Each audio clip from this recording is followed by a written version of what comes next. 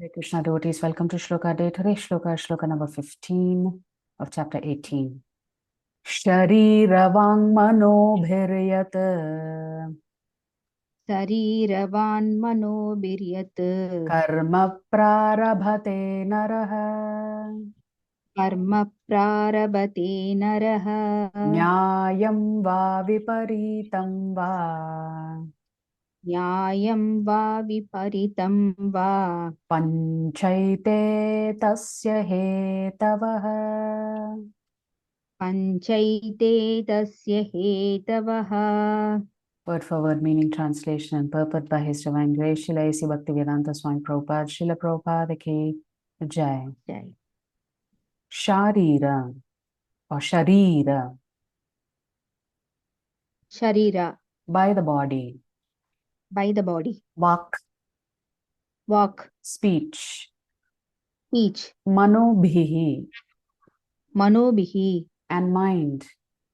and mind. Yat, Yat, which. which. Karma, Karma, work. work. Prarabhate, Prarabhate, begins. begins. Naraha, Naraha, a person. a person. Nyayam, Nyayam, right. right. Va, Va, or.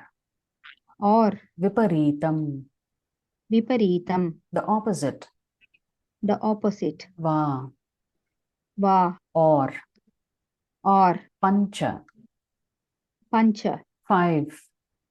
5. Ete, Ete, all these. all these. Tasya, Tasya, its. Etavaha, hetavaha, causes. causes. Translation: whatever right or wrong action a man performs. Translation: whatever right or wrong action a man performs by body, mind, or speech mind, or speech is caused by these 5 factors.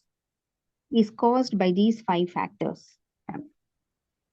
So Prabhupada writes in the purport, the words right and wrong are very significant in this verse.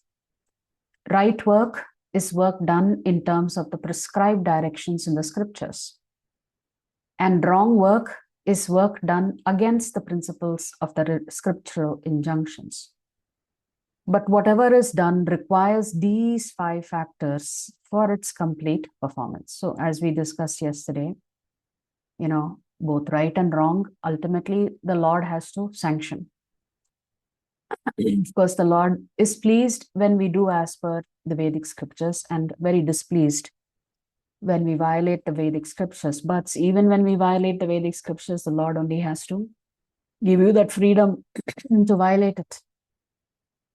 So the Lord is very merciful in both ways, in the sense He allows you to make your mistakes so that you can learn on your own. So that is the most important thing that we take away from these shlokas here. The Lord is not authoritarian in that sense. Of course, the Lord is the ultimate decision maker. If you do anything wrong, you have to pay a price for it. So that is also something that the Lord oversees.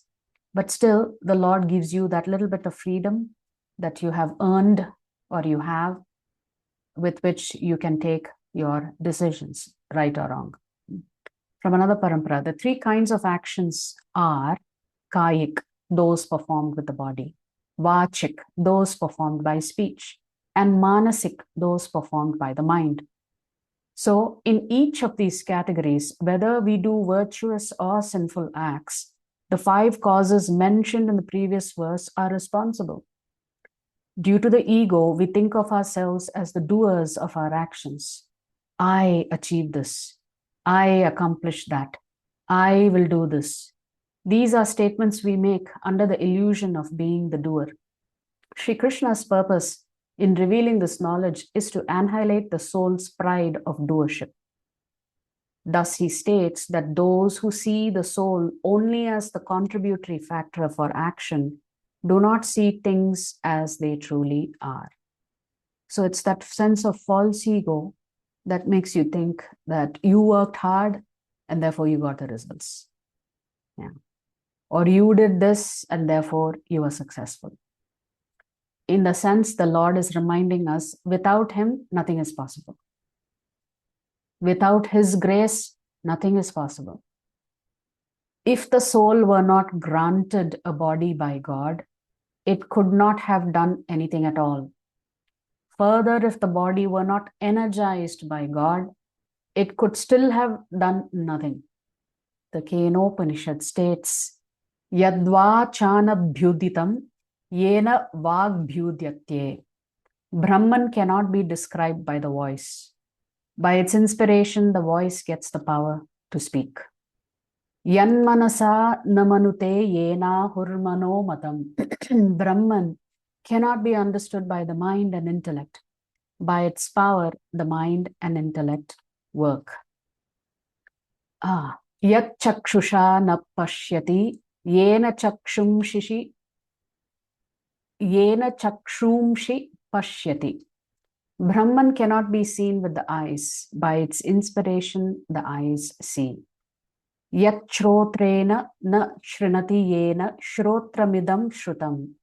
Brahman cannot be heard with the ears. By its power, the ears hear. Yat pranena na praniti yena pranah praniyate. Brahman cannot be energized by the life airs.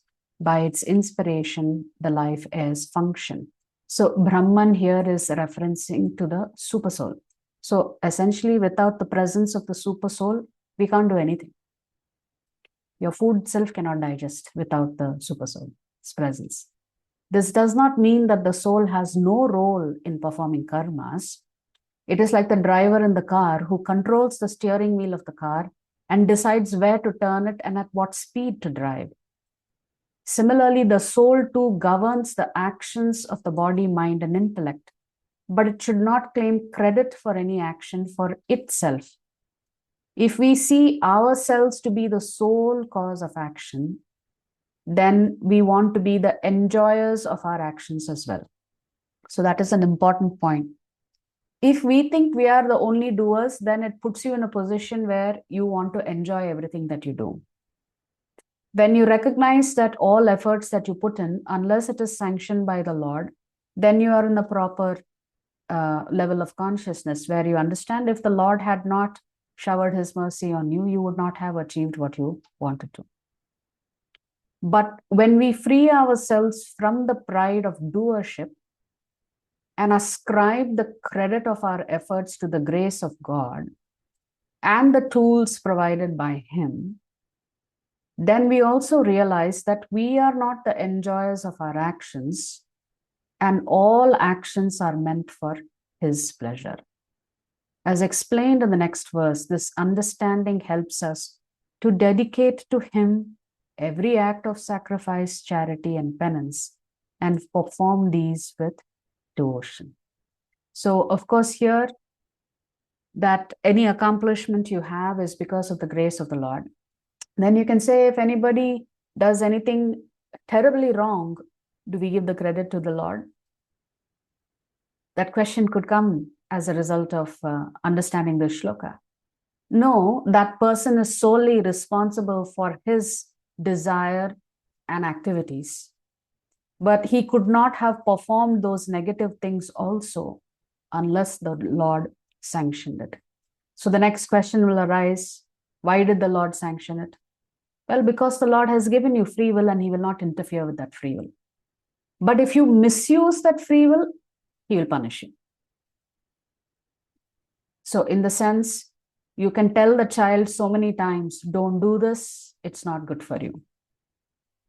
So if the Shastras say, don't do this, it's not good for you, and you still insist on doing it, then you have to pay the price, right?